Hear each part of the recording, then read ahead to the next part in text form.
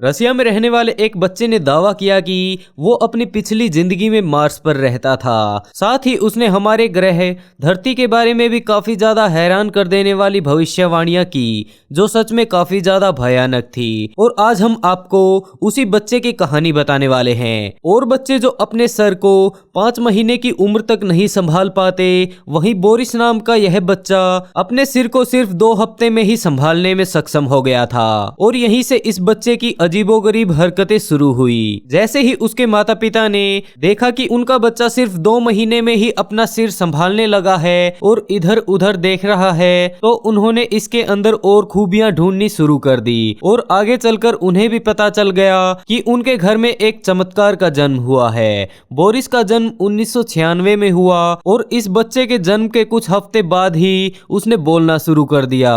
और जब वह 18 महीने का था तो उसे पता था कि कैसे किसी भाषा को पढ़ना है और कैसे कुछ ड्रॉ करना है। ऐसी स्किल्स को देख बोरिस ने किंडरगार्टन में 2 साल की उम्र में ही जाना शुरू कर दिया। क्लास में मौजूद टीचर्स भी इस बच्चे की स्किल्स को देखकर काफी ज्यादा हैरान थे। इस छोटी सी उम्र में वह और बच्चों से हटकर काफी ज्यादा तेजी से प्रोग्रेस कर रहा था। फिर एक दिन उसकी एक टीचर को यह महसूस हुआ कि बोरिस को अंतरिक्ष में काफी ज्यादा रुचि है। और सबसे कमाल की बात यह थी कि जब उसकी टीचर ने उसके माता पिता से इस बारे में बात की तो उन्होंने बताया कि उन्होंने तो कभी भी अपने बच्चे को अंतरिक्ष के बारे में कभी बताया ही नहीं, लेकिन सिर्फ 2 साल की उम्र में इस बच्चे को सभी ग्रहों, तारों आदि चीजों की जानकारी थी। कई विशेषज्ञों ने इस बच्चे की जांच की और उन्होंने इसे एक जीनियस बताया, क्योंकि धीरे धीरे उसकी स्पेस की नॉलेज बाहर आ रही थी। यह सब उसके साथ 1 साल से चल रहा था और जैसे ही उसने अपनी उम्र के 7 साल पूरे किए तो उसने अपने माता पिता को एक ऐसी खबर सुनाई जिससे न केवल उसके माता पिता जबकि पूरी दुनिया को परेशानी में डाल दिया। वह अपने माता पिता के साथ कैंपिंग ट्रिप पर गया था और यहीं से इन सभी की जिंदगी बदलने वाली थी। उसने अपने माता पिता को अपनी आंखें बंद करने और मुंह खोलने को कहा, क्योंकि उसे उन्हें कुछ बताना था, लेकिन उसके परिवार ने उसे बिल्कुल इग्नोर कर दिया।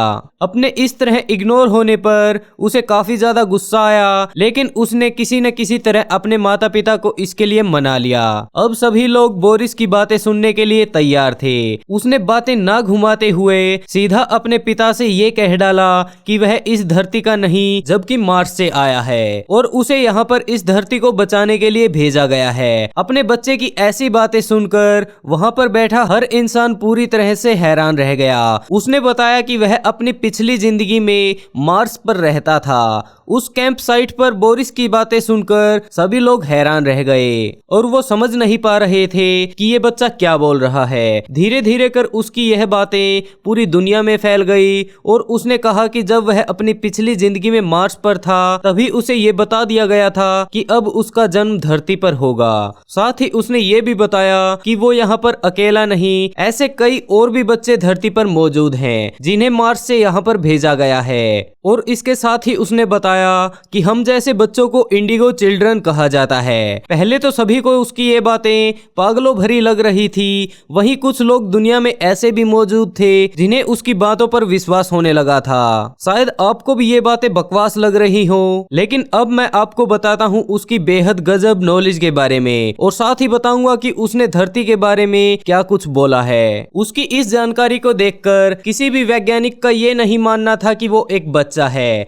इतनी छोटी उम्र में अंतरिक्ष की इतनी ज्यादा जानकारी, वो भी बिना किसी स्कूल में जाए, यह बात आपको भी हैरान कर देगी। टीनेज अवस्था में आते आते बोरिस ने सबके सामने वह साबित कर दिया जो उसने कैंप साइट पर कहा था। टीवी के इंटरव्यू में उसने फिर से एक बार सबको ये बताया कि उसने कैंप साइट पर उस दिन क्या कहा था और उसी दिन के बाद उस बच्चे की कहानी इस दुनिया में आग की तरह फैल गई। और इसके अनुसार मार्स पर रहने वाले लोगों की उम्र 35 साल के बाद बढ़ना बंद हो जाती है। अब आप सोच रहे होंगे कि कैसे। उन सभी लोगों ने भी यही सवाल पूछा कि ऐसा कैसे संभव हो सकता है। तो उसने कहा कि वह सभी कार्बन डाइऑक्साइड में सांस लेते हैं और धरती पर रहने वाले यानी कि हम लोग ऑक्सीजन में सांस लेते हैं। बोरिस ने यह भी कहा कि मार्स पर रहने वाले लोग धरती पर रहने वालों लोगों की बजाय अच्छे खासे लंबे होते हैं। उनके पास धरती धरती से कहीं ज्यादा अत्यधिक तकनीक मौजूद है, जिसकी सहायता से वो अंतरिक्ष के किसी भी हिस्से में आ जा सकते हैं। अब बोरिस अपनी पुरानी जिंदगी के बारे में बताने वाला था, जो उसने मार्स पर रहते हुए बिताई। उसने कहा कि उसे याद है कि जब वो सिर्फ 14 साल का था तो वहां पर एक युद्ध हुआ, और वो भी इस युद्ध का एक अहम हिस्सा था, क्योंकि उसे भी एक उड़ने वाला हथियार दिया गया था, जिसकी सहायता से उसने दुश्मन के स्थानों पर रेड की। साथ ही उसने उन दोस्तों के बारे में भी बताया जो उसके साथ इस युद्ध में शामिल थे, और उसने कहा कि अपनी जिंदगी में कई बार एक तस्तरीनुमा जहाज में बैठकर यात्रा भी की, और कभी कभी तो वह अपने उसी साधन में बैठकर धरती के पास से भी गुजरता था।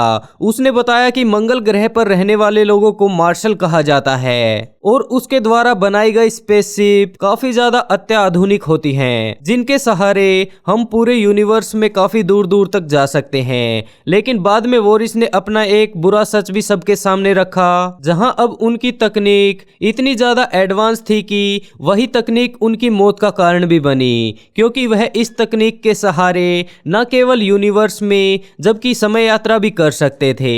इसी तकनीक की वजह से मार्स पर रहने वाले सभी मार्सेस के बीच एक न्यूक्लियर वार छिड़ गया, जिसे कोई भी रोक नहीं पाया, और इसी युद्ध की वजह से पूरा मंगल ग्रह आज वीरान पड़ा है। उसने कहा कि मैंने यह सभी बातें आपको ऐसे ही नहीं बताई, जबकि यह सभी बातें धरती पर रहने वाले इंसानों के लिए एक चेतावनी है, क्योंकि जो मार्शल युद्ध के बाद बच गए थे उन्होंने अपने ग्रह के साथ साथ अपने पड़ोसी ग्रहों की भी काफी चिंता हुई। उन्होंने कहा कि आज धरती जिस हालात में है, एक समय में उनका मार्स भी वैसा ही हुआ करता था, और मुझे पक्का पता है कि एक ना एक दिन यह सब धरती में भी जरूर होगा, और मैं यहाँ पर आप सभी को इससे बचाने आया हूँ, ताकि बाद में काफी ज्यादा देर ना हो जाए। आज के समय में यह धरती ऐसे लोगों से भर चुकी है जिन्हें सिर्फ दुनिया पर राज करने की भूख है, और ऐसे लोग सिर्फ मौका ढूंढते हैं न्यूक्लियर लड़ाई को छेड़ने का। ऐसा बोरिस ने कहा कि एक समय मार्स पर ऐसा भी था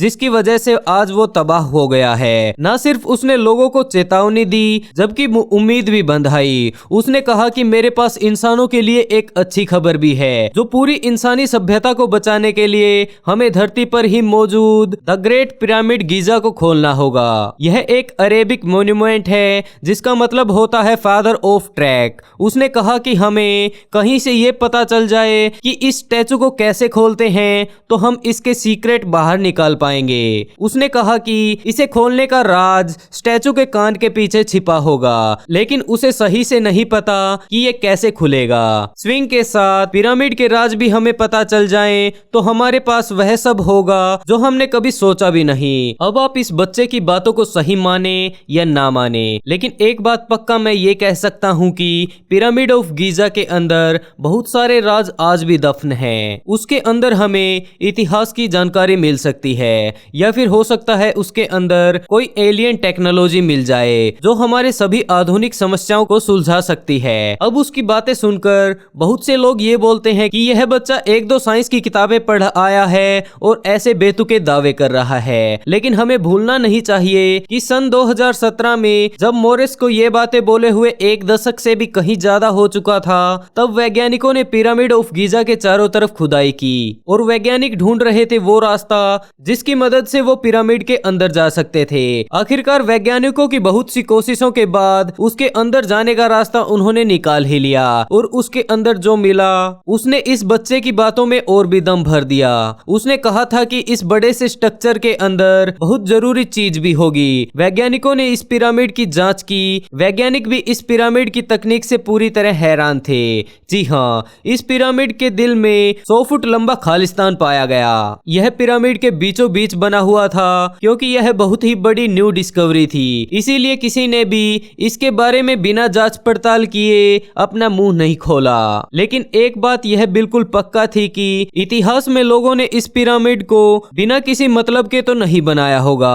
जरूर इसके अंदर काफी सारे राज छिपे हुए हैं जो हमें आज भी ढूंढने हैं। तो क्या हम इतने समझदार हो चुके हैं जो उन उत्तरों को ढूंढ सके? लेकिन बदकिस्मती से वैज्ञानिक आज भी इस बात में उलझे हुए हैं कि उन्हें इस पिरामिड के अंदर क्या मिल सकता है। और बोरिस ने भी इस पिरामिड पर अपना बयान दिया और कहा कि एक समय में यह पिरामिड एक स्पेसशिप का घर हुआ करता था और जो लोग मार्स से आया करते थे वह लोग इसी में अपना स्पेसशिप खड़ा करते थे। जैसे जैसे बोरिस की उम्र बढ़ती गई वैसे वैसे वो बहुत से शो और इंटरव्यू में देखा गया, लेकिन उसकी बातों को सुनकर हमेशा दो तरह के लोग सामने आते हैं। कुछ वो जो उस पर विश्वास कर लेते हैं, वहीं कुछ लोग ऐसे जो इसे बिल्कुल बकवास बोलते हैं और अपने अपने घर चले जाते हैं। लेकिन मैं अपने विचार से कहूँ तो मुझे इस बच्चे की कहानी में कुछ हद तक दम लगा। वहीं इसके द्वारा दी गई न्यूक्लियर वार की चेतावनी भी बिल्कुल सही है। हम इस बात को गलत नहीं कह सकते